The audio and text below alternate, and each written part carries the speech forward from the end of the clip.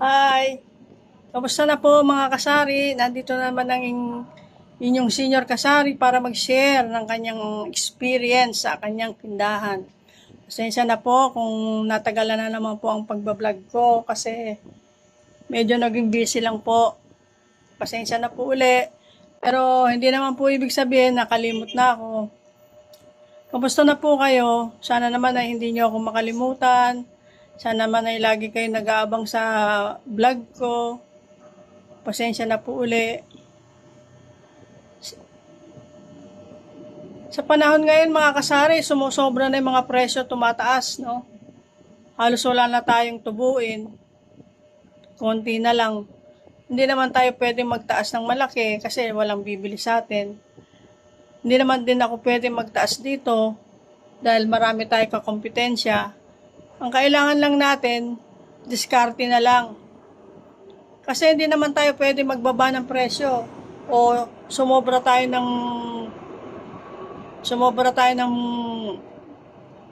taas para lang makabawi. Marami tayong kakompetensya dito. Ang ginagawa ko na lang mga kasari, sa gabi ako. Yung bang, Sophie! Mga pusa akong makukulit, oh. Tignan nyo. Nga nasa taas. Ayun. Talaga naman. Makukulit yung mga alaga ko na yan. Kaya lang pinababayaan ko. Mga swerte sa akin yan, eh. Yung mga presyo ngayon, mga kasari, sumusobra ng taas. Hindi natin pwede na taasan pa ng... Ibig ko bang sabihin, taasan ng sobra yung ating mga paninda. Marami tayong kakompetensya, eh. Kasi dito sa kabila, sumusobra yung baba ng benta niya, kaya humina rin yung kape, humina rin yung ibang items, pero hindi ko pinapantay sa kanila. Kasi halos wala na nga tayong kinikita sa sobrang taas ng bilihin ngayon. Ang ginagawa ko na lang diskarte sa gabi. Mga alas 9 sarado na naman sila, eh.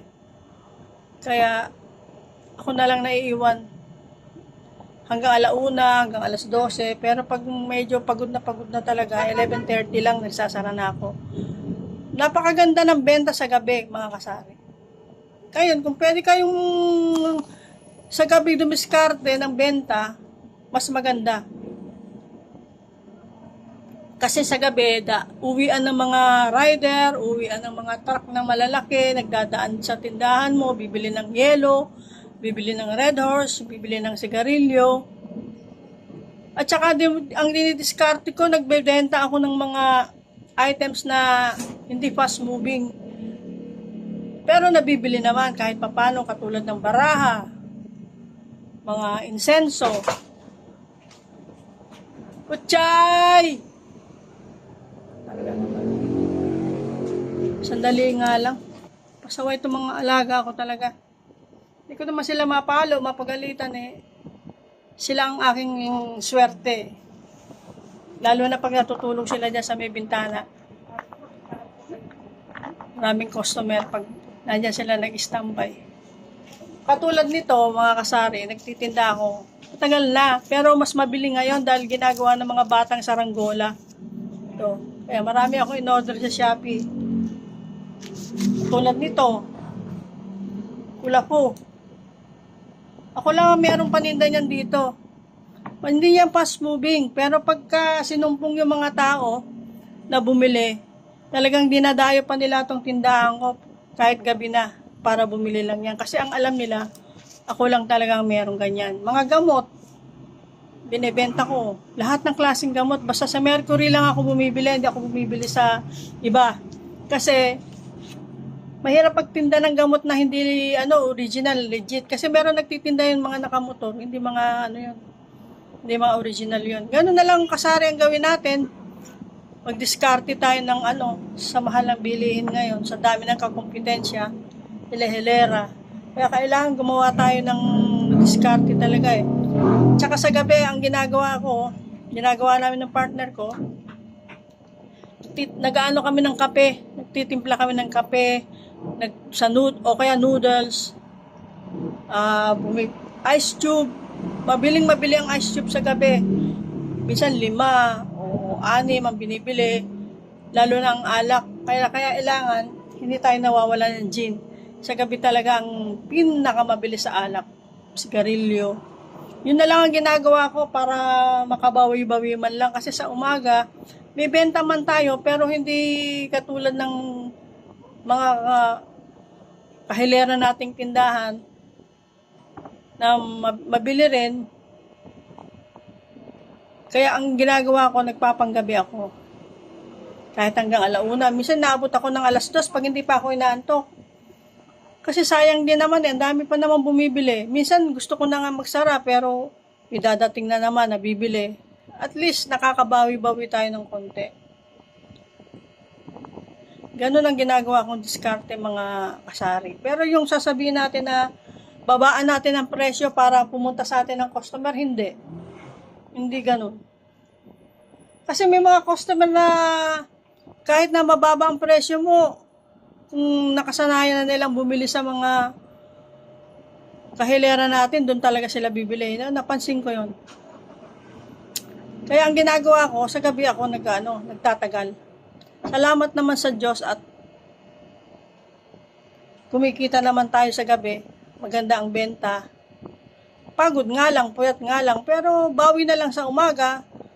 Magbubukas sandali sa umaga, tapos magsasara tayo ng pagkakain natin ng lunch, magsasara tayo ng bandang mga 2:00, matutulog hanggang 4:00, 5:00, magbubukas uli hanggang madaling araw na yon.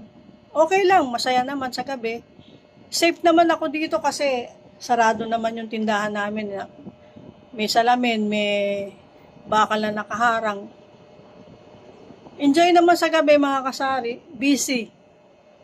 Yun na lang ang discarding ginagawa ko. Pero ang magbabawas tayo ng presyo, hindi. Hindi pwedeng magbawas. Kailangan ipantay natin sa kanila. Kung ano man yung presyo na tubo nila, ganun din tayo. Ang magbawas, hindi, hindi magandang, kasi malulugi tayo eh. Sobrang mahal na lang bilihin ngayon. Kailangan diskartehan na lang natin. Tinda tayo ng mga items na wala sila, na tayo lang ang meron. Amili tayo ng konti lang. Huwag nating damihan. Katulad ng jobos, ng food coloring. Kung ano yung wala, talaga yun ang binibili ko eh. Kahit pa konti-konti lang, at may naghahanap naman talaga minsan. Siniswerte din ako sa mga gamot. Kinukumpleto ko yun. Hindi ko pinababayaan. Diskarte lang. Yun lang mga kasari. Kailangan lang natin ng diskarte para sa ating tindahan. Mahalin natin ang tindahan natin dahil dito tayo kumukuha ng ating pang-araw-araw na gastos, pambayad sa kuryente, gumawa tayo ng ice, bumili tayo ng tube ice. Malaking tulong yun. Ako kasi iniiba ko yung benta ng tube ice sa yelo eh, para kasi sa pangkuryente yun eh. Pangkuryente, tubig. Nakakaraos naman tayo kung mga kakasari. Kahit hindi tayo yumayaman, ayos lang. Sakto lang. Basta hindi tayo nagugutom, nababayaran natin ang mga bills natin. At saka, ang importante talaga, diskarte lang mga kasari. Yun lang mga kasari. Yun lang ang maipapayo ko sa inyo. Wag na wag tayong bababa ng presyo na mas mababa sa kanila para makakuha tayo ng customer. Hindi. Kailangan ipantay natin yung sakto lang ba. Dumiskarte na lang tayo. Okay mga kasari, hanggang dito na lang tayo. Susunod na lang uli. Mamaya magdadatingan na naman mga customer, gabi na eh. Sige mga kasari. Bye-bye. Ingat kayo. Huwag natin kalimutan, magdasal tayo bago tayo magbukas ng tindahan. Magpasalamat tayo sa gabi, pagka nagsara na tayo. Salamat pa tayo kay Lord na tinulungan niya tayo sa araw na to. At sa umaga, magdasal tayo, makinig tayo ng dasal sa umaga. At linisin natin yung tindahan natin. Ano man ang hamon ng buhay, lagi mong ipakita na kaya mo at kaya nating lahat. Mga kasari-sari store, siya ang lahat.